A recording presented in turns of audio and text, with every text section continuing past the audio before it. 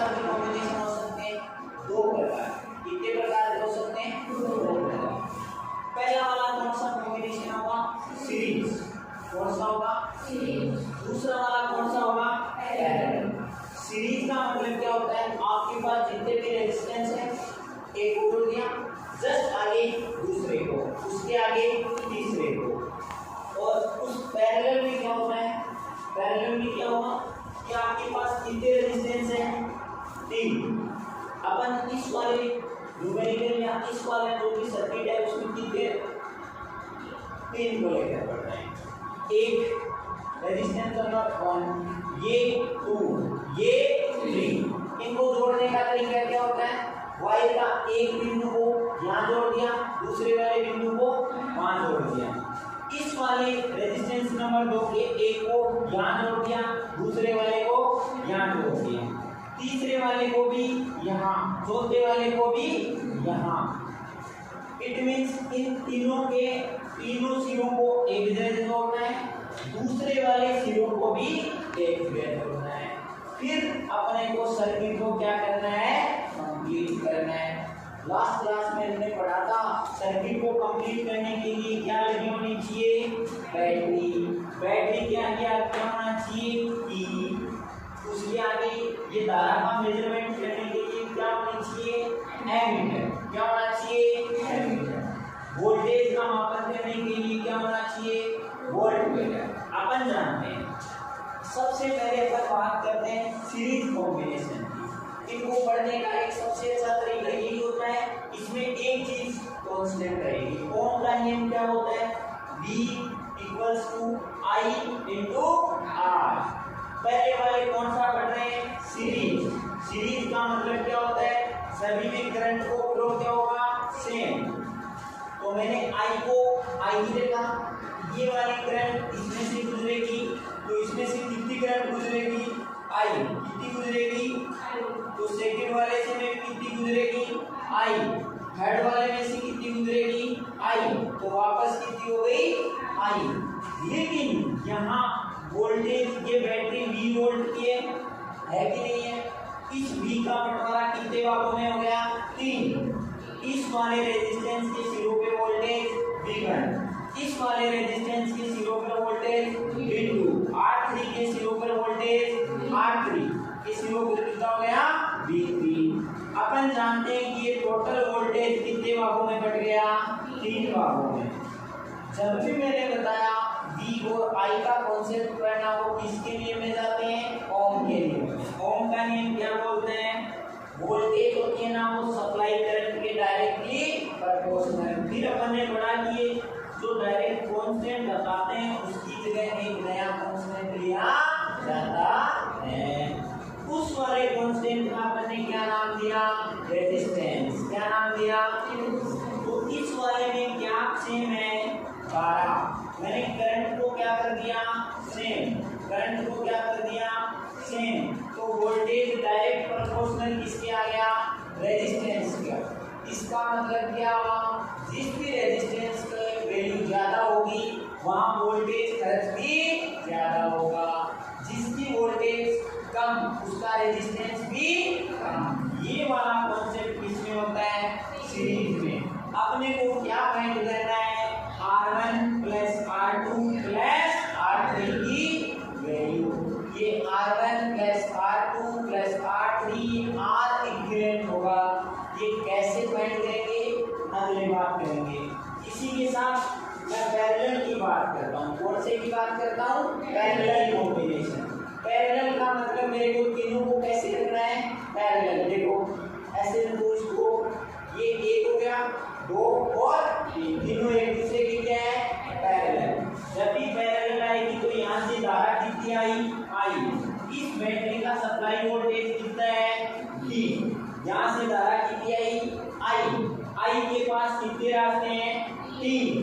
तो बोलो तीनों रास्तों से जाएगी या किसी से भी नहीं जाएगी?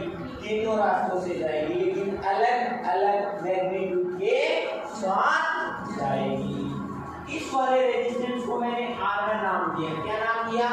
R1। इस वाले रेजिस्टेंस को मैंने क्या नाम दिया? R2। इस वाले रेजिस्टेंस को मैंने क्या नाम दिया? R3। इनके एक सिरे को मैंने बिंदु ए पे जोड़ दिया, दूसरे वाले सिरे को मैंने पॉइंट बी पे जोड़ दिया। क्वेश्चन क्या पूछेगा, पैरेलल कॉम्बिनेशन में क्या सेम होता है, वोल्टेज। क्यों, जब भी कोई लाइन वोल्ट पैरेलल होती है ना, उसमें supply voltage same to same. जैसे यहाँ ये भी है तो ये तीनों इसके क्या है, पैरेलल। पैरेलल है तो ये सप्लाई वोल्टेज भी तीनों में बराबर, V1 बराबर V2 बराबर V3 बराबर V होगा कि नहीं होगा, होगा। देखो यहाँ किसका बंटवारा हो रहा है, करंट का। करंट कितने भागों में चली गई, 3, लेकिन वापस कितनी बन गई, I। तो मैंने क्या लिखा, V यहाँ क्या है, सेम, ये इसका की पॉइंट होता है, लेकिन I बराबर I1 plus I2 plus I3। अपन जानते हैं किसका नियम लगाएंगे, ओम्स का नियम। ओम का नियम क्या कहा जाता है, V बराबर I गुना R। V बराबर I गुना R। यहाँ क्या सेम है, V को क्या कर दो, सेम, और I और R क्या हो गए, मल्टीप्लाई में। ये किसके बराबर करोगे, R की वैल्यू क्या करनी है, R इनवर्स की प्रोपोर्शनल किसके हो गया, करंट के। और मैंने पहले भी बता दिया था, जिस वायर का R ज्यादा होगा, जिसको तुम रेजिस्टेंस बोलते हो, उसकी वोल्टेज ज्यादा होगी लेकिन करंट उसमें से कम होगी। करंट उसमें से क्या होगी, कम होगी। देखो लास्ट वाली क्लास में अपन ने पढ़ा कि कॉम्बिनेशन ऑफ रेजिस्टेंस। कितने कॉम्बिनेशन पढ़ाए, 2। एक कौन सा पढ़ाया, सीरीज, दूसरा कौन सा पढ़ाया, पैरेलल। सीरीज में क्या सेम होती है, करंट। पैरेलल में क्या सेम होती है, वोल्टेज। जो सेम होती है उसके अलावा बच गई तो डिवीजन किसका होगा, जो राशि बच गई उसका। अपन पढ़ रहे हैं रेजिस्टेंस इन सीरीज कॉम्बिनेशन। इस वाले कॉम्बिनेशन में क्या सेम है, I। देखो मैंने कितने रेजिस्टेंस लिए, 3। इस वाले रेजिस्टेंस को R1 लिख दिया, इसको R2 लिख दिया, इसको R3 लिख दिया। फिर देखो यहाँ V वोल्टेज की क्या जोड़ दी, बैटरी। इस बैटरी से कितनी करंट निकली, I। तीनों में डाला से वापस भी ये एमीटर किसका मेजरमेंट करेगा, करंट का। तो देखो I यहाँ क्या है, कांस्टेंट। तो बंटवारा किसका हो गया, वोल्टेज का। टोटल वोल्टेज कितने भागों में बट गई, 3। V1 plus V2 plus V3। तो मैंने क्या लिखा, V1 plus V2 plus V3। इसको मैंने इक्वेशन नंबर कितना नाम दिया, 1। देखो अपन जानते हैं कि ओम्स का नियम क्या कहता है कि वोल्टेज हमेशा डायरेक्ट प्रोपोर्शनल किसके होगी, सप्लाई करंट के।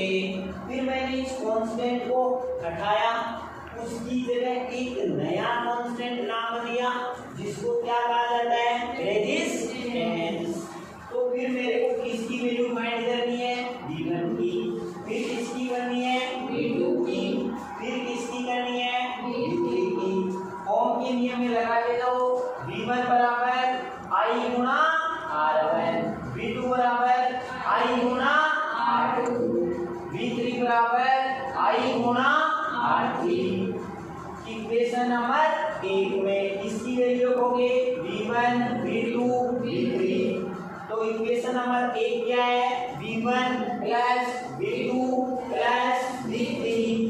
V1 की जगह क्या लिखोगे, I गुना R। उसकी जगह क्या लिखोगे, I Guna R1 plus I Guna R2। उसके आगे क्या लिखोगे, I गुना R3। देखो इस R को मैं R इक्विवेलेंट लिख देता हूँ। तो I इधर से I क्या गया, कॉमन। तो इस I से I कैंसिल हुआ कि नहीं हुआ, हो गया। तो R इक्विवेलेंट कितना आया, R1 plus R2 plus R3। अगर आपके पास n रेजिस्टेंस हो, सभी का रेजिस्टेंस सेम हो, R1 बराबर R2 बराबर R3, जैसे R1 बराबर R2 से लेके Rn तक और सबकी वैल्यू किलो आर, तो आर इक्विवेलेंट कितना होगा 1 और नंबर ऑफ रेजिस्टेंस। ये जिसका ये एग्जाम में क्वेश्चन आता है 5 नंबर